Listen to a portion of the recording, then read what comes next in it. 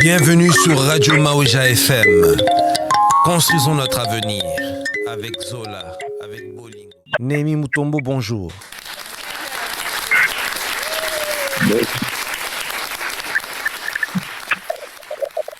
Bonjour, comment allez-vous, Némi? Ça se passe bien? Vous êtes bien?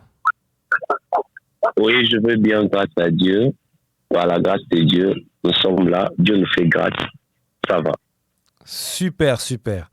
Alors, on va dire que Némi Mutombo, c'était une personne très mobile, une personne qui voyageait, qui faisait ses business un peu, ainsi de suite. Et il y a eu un moment, il y a eu un déclic. Ce déclic-là vous a fait changer de voie et vous êtes mis et vous êtes consacré à la voie divine en étant pasteur pour les autres. Alors, si vous pouvez nous raconter un peu votre histoire, ça serait bien, en quelques mots, pour qu'on puisse attaquer les questions. J'en ai 38. J'ai 38 questions. Ok. Vraiment. Ok, merci beaucoup. Merci pour cette occasion. Je bénis les seigneurs. Moi, c'est Némi Mutombo. Je suis prophète, appelé par Dieu. Et comme les autres aussi dans la Bible, ils avaient eu cette vocation-là. Et au temps de Jérémie, tout ça. Et moi, j'étais appelé par Dieu. Dieu m'a parlé. Ce n'est pas au travers d'une personne, non. C'est lui-même qui m'a parlé. Et puis un jour, il m'a dit ce que je devais faire pour son œuvre. Et c'est arrivé comment? Bon, j'étais dans autre chose. Je cherchais, comme tout homme, à travailler, à gagner le pain, tout ça. Et c'est arrivé qu'un jour, on était sortis avec mon grand frère et on était parti rendre visite quelque part aux gens qu'on connaissait. Et arrivé là-bas, et c'était un peu tard, on s'est décidé, bon, on a dit, on va passer la nuit et on va rentrer demain. Et pendant la nuit, et dans une vision, le Seigneur a commencé à me parler. J'ai vu que j'étais quelque part. Il y avait quelqu'un qui était décédé et je vois aussi que les corps étaient exposés là-bas. Et quand je suis entré dans cette parcelle, et il y avait des fauteuils qu'on avait fait sortir dehors, tout ça. Et je suis mis dans cette position-là de s'asseoir. Et quand je voulais m'asseoir, directement, j'ai senti que le ciel était ouvert. Et au-dessus de moi, il y avait le moteur qui venait, qui descendait sur moi. Et quand ce moteur-là descendait, ce moteur-là est entré directement. Et entré directement dans mon corps. Quand c'est entré directement dans mon corps, j'ai senti une puissance. Quand je vous parle de cette puissance-là, depuis que j'ai senti cette puissance-là, je n'ai pas encore senti cela jusqu'à aujourd'hui. Okay. Et quand cette puissance-là est descendue à moi, et automatiquement, le Seigneur a commencé à me parler. Et qu'est-ce que j'ai constaté à temps? J'ai commencé d'abord à parler en langue. Quand j'ai commencé à parler en langue, et j'ai commencé directement à prophétiser sur le corps qui était exposé devant moi. Et quand j'ai commencé à parler, il y avait deux mamans qui étaient là. Les deux mamans, ils ont commencé à parler. Ah, le papa ici, dans sa maison, lui-même, il est prophète. Et ses fils aussi sont des prophètes. Et celui-ci aussi, il est encore prophète. C'était ça mon appel. Ok. En tout cas. Bref, commencer par là.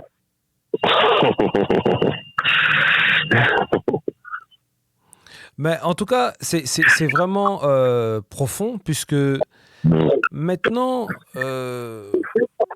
tu es aujourd'hui prophète, tu as une autre vie, tu as une autre façon de vivre. Est-ce qu'au départ, c'était difficile ou au départ, c'était simple comme bonjour? Raconte-nous pour que les personnes qui ont le même appel que toi puissent s'identifier et puissent comprendre les mécanismes qui se passent au début avec la voix divine. Bon, je dirais que c'était pas du tout facile parce que j'avais un peu de problème. Les gens ne me comprenaient pas du tout. Et c'était différent parce que d'autres personnes, on peut lui prêcher, lui parler du Seigneur et puis il s'est converti et il est parti à l'église et il a commencé à servir Dieu. Mais moi, ce n'était pas le cas. Donc moi, Dieu m'a appelé depuis la maison. Et puis je n'étais pas parti, je n'ai même pas fréquenté l'église. J'ai eu cette vocation-là comme ça. Et quand j'étais dans la parcelle chez nous à la maison, parce que quand je vis cette vision-là, le matin, directement, j'ai commencé à œuvrer. Le Seigneur a commencé à me parler. Donc, j'ai commencé directement l'œuvre de Dieu. Et j'étais dans la parcelle, les gens passaient sur des avenues à côté de nous. Et moi, dans la parcelle, je voyais les gens qui passaient en dehors parce qu'il y avait des clôtures, tout ça. Mais je disais aux gens, allez appeler, il y a quelqu'un qui passe. Son nom, et il s'appelle comme ça. Et venez, dis-lui de venir chez moi. Et quand cette personne vient, j'ai commencé à prophétiser sur la personne, parler de sa vie passée et présent et futur, tout ça. Et il y avait un pasteur qui m'a dit, et je comprends réellement que tu as l'Esprit de Dieu. Mais ce ne sera pas facile pour toi pour que les gens puissent croire que tu as l'Esprit de Dieu en toi. Vaut mieux que tu puisses aller à l'église et à l'église, tu vas bien évoluer. Donc c'était ça. Et les gens me considéraient, d'autres personnes disaient que bon, et si je suis un magicien, d'autres disaient que non, peut-être que ce sont des esprits qui me parlent, tout ça, ce n'est pas Dieu, tout ça. Donc au début c'était comme ça, c'était pas facile. Voilà, c'est ça. Ah, au début, c'était pas facile, tu étais un peu compris, tu étais un peu, ouais, incompris plutôt, excusez-moi pour lapsus. Et lorsque tu dis souvent parfois que il y a des fois, puisque moi, pour la petite histoire, je connais quand même ce prophète Néhémie, et je peux vous dire que quand il prophétise, il faut ouvrir grandement vos oreilles et bien écouter ce qu'il a à dire. Alors, lorsque maintenant tu as des prophéties et tu vois qu'il y a des personnes qui ne sont pas prêtes à écouter, exemple, le père est peut-être sorcier et il veut liquider ses enfants spirituellement. Mais toi, tu vois les enfants, tu as envie de leur dire. Mais ton esprit te dit que ce n'est pas encore le moment de le dire. Comment tu fais pour vraiment entendre que ton esprit te dit non, c'est pas encore le moment? Comment tu fais à ce moment-là pour entendre ça et se dire oui, là je peux pas dire et là où je peux dire? Dis-nous un peu comment ça se passe.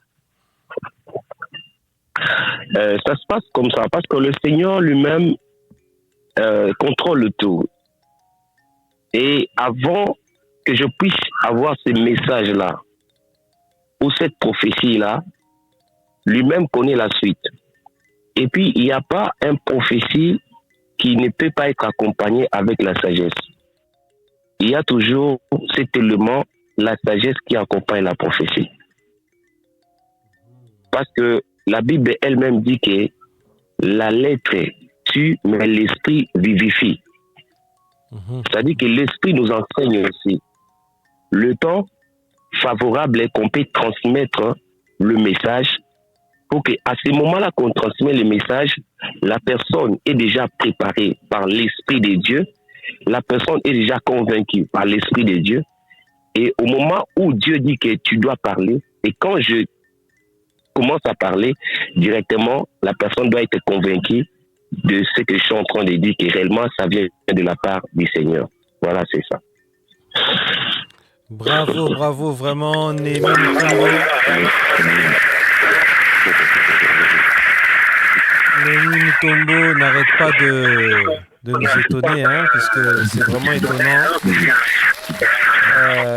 C'est très étonnant vraiment d'entendre cette histoire, son parcours de vie. Et aujourd'hui, lorsqu'on est comme ça, un homme de Dieu, le choix d'épouser une femme, puisqu'on dit que derrière une femme, il y a toujours un grand homme. Donc le grand homme que tu es, quand on doit faire le choix d'épouser une femme, est-ce qu'il faut qu'elle soit forcément chrétienne? Est-ce qu'il faut qu'elle soit forcément dans la même vision que toi? Ou dis-nous le bon choix qu'il faut avoir pour épouser une femme en tant qu'homme de Dieu? Vraiment, c'est une question trop pertinente, mais je vais répondre selon ce que l'Esprit de Dieu a mis en moi. Je vais dire ceci, le choix d'une femme, d'un homme de Dieu, ou d'un homme de Dieu, c'est en général. Mettons d'un homme spirituel. Parce qu'il y a aussi la différence entre un homme de Dieu et un homme spirituel. Quelqu'un peut être un homme de Dieu, mais il n'est pas un homme spirituel. Là, il faut faire la différence. Le choix d'une femme, moi, je crois que c'est Dieu lui-même qui peut faire le choix. Et ce n'est pas forcément que tu puisses seulement avoir une femme chrétienne, non. Parce que tu peux avoir une femme, apparemment, elle est chrétienne, mais au-dedans d'elle, elle n'est pas chrétienne. Dans son intérieur, elle n'est pas chrétienne.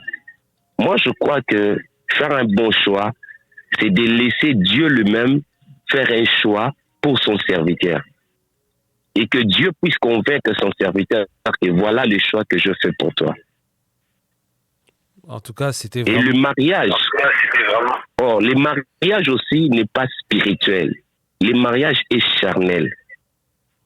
Or, dans le mariage, comme le mariage est charnel plutôt, tout se limite sur cette terre. Et on cherche toujours à connaître la volonté de Dieu dans notre engagement.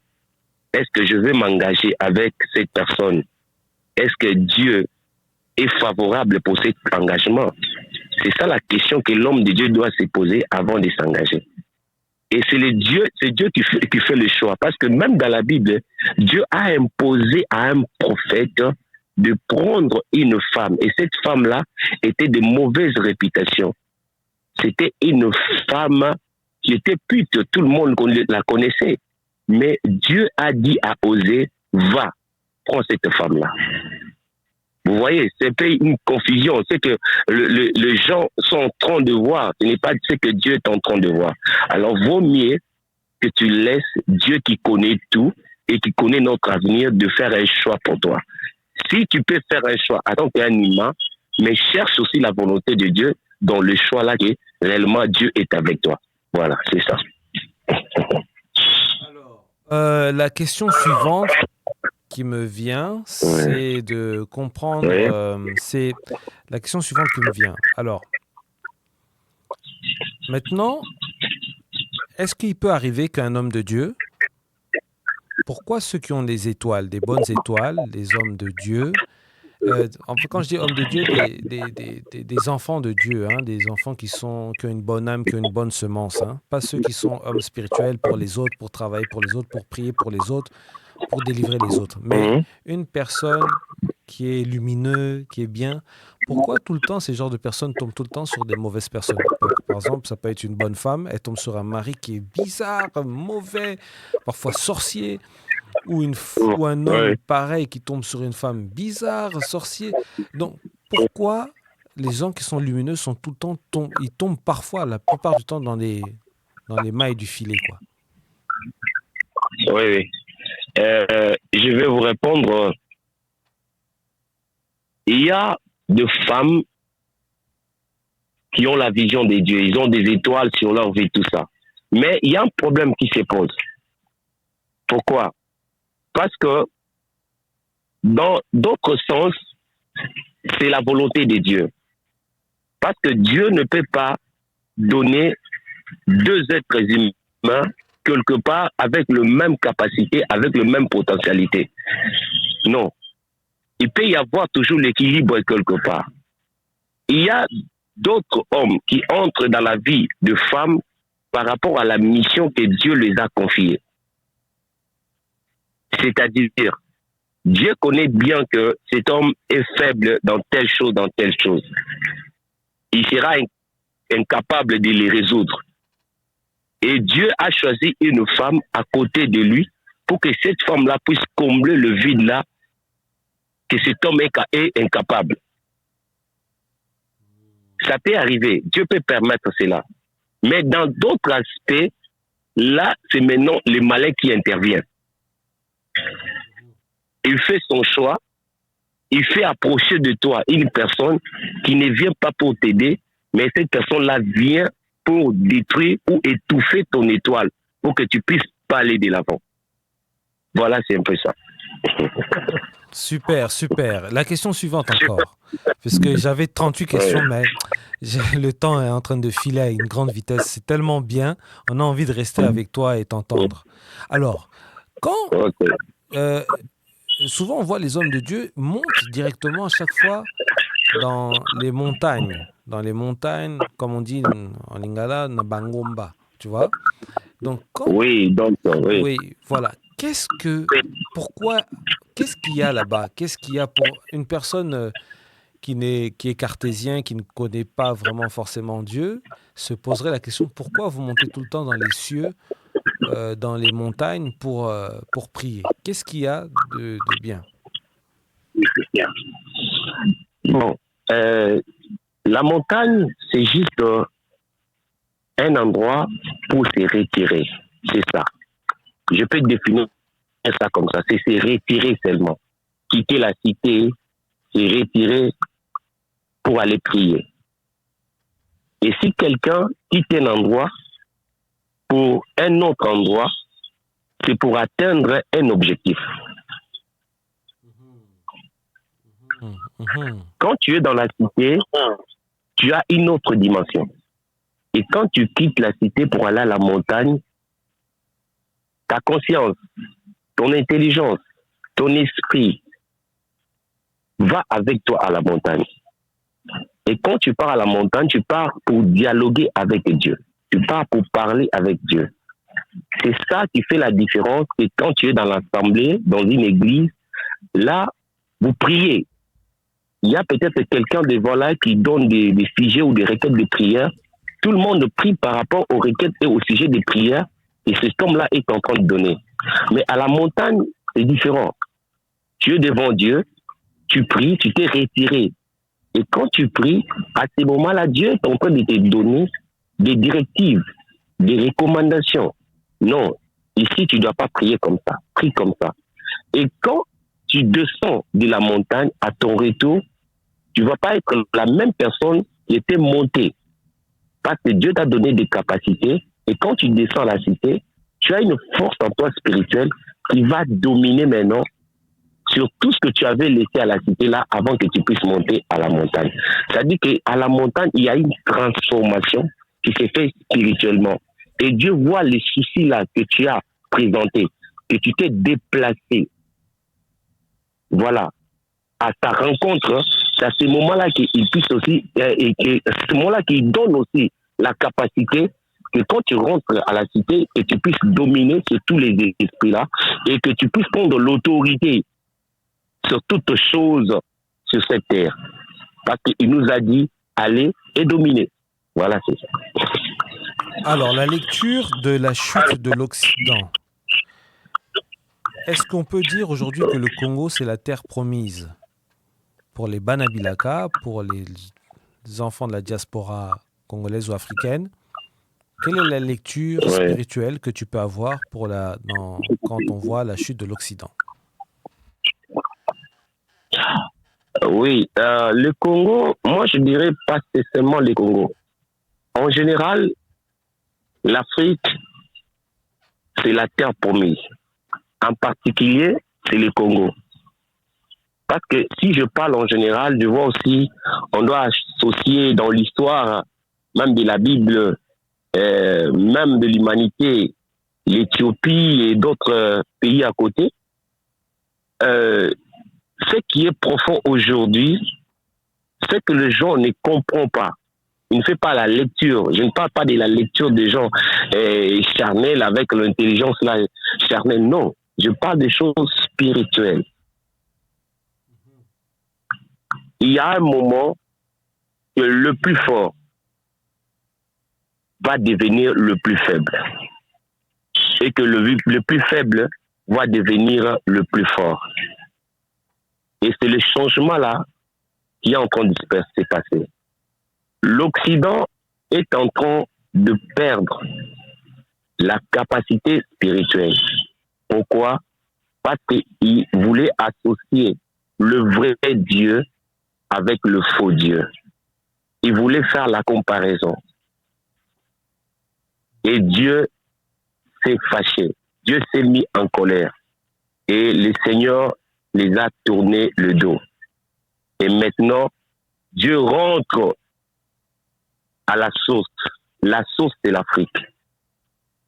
Et puis si vous regardez bien, quelque part, on dit que l'eau, c'est la vie. Mais je vais donner quelques signes. Si vous regardez dans quelques pays, même dans l'Occident, il y a la sécheresse maintenant. Il y a l'eau qui se vide même dans des rivières. Mais ici en Afrique, précisément au Congo, il y a l'abondance des eaux un peu partout. C'est déjà un signe. Et si vous regardez très bien, les yeux de l'Occident aujourd'hui sont fixés vers le Congo. On dit qu'ici, il y a tout.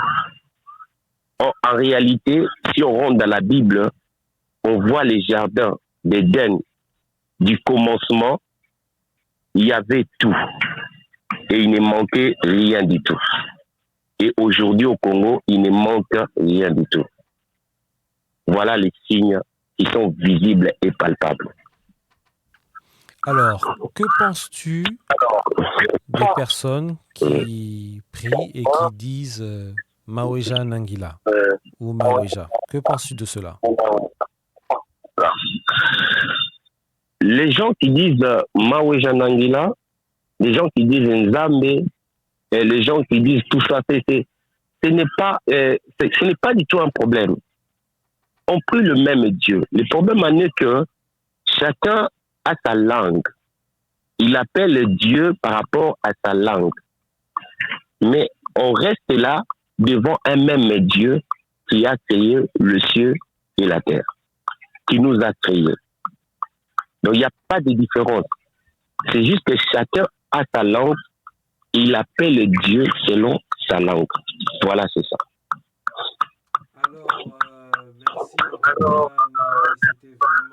Alors, merci en tout cas, Néhémie. C'était vraiment bien. Vraiment, c'était... le temps est en train de filer à une grande vitesse. On te fait des applaudissements. Ah. Ouais, voilà. Alors, un dernier mot pour la radio, pour les auditeurs qui te suivent partout. Un dernier mot. Qu'est-ce que tu pourrais dire pour les auditeurs, pour toutes les personnes qui te suivent?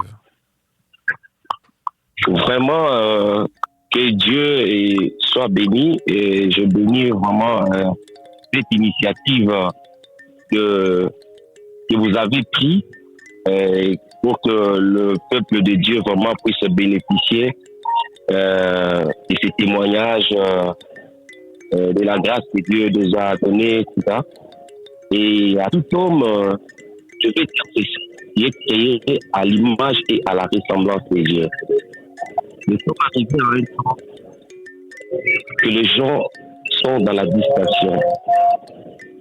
Mais il faut faire un effort dans ta vie pour comprendre le temps de Dieu. Qu'est-ce qui se passe réellement dans ta vie? Connaître la volonté permissive de Dieu et connaître aussi la volonté parfaite de Dieu. Et je crois que par la grâce de Dieu, Dieu nous donne encore l'opportunité. On va essayer un peu de décortiquer cela entre la volonté permissive de Dieu et la volonté parfaite de Dieu. Si réellement un enfant de Dieu comprend cela, il aura la facilité d'évoluer bien dans sa vie et de comprendre qu'est-ce qu'il peut faire et qu'est-ce qu'il ne peut pas faire. Voilà, c'est ça. Que Dieu vous bénisse. Merci.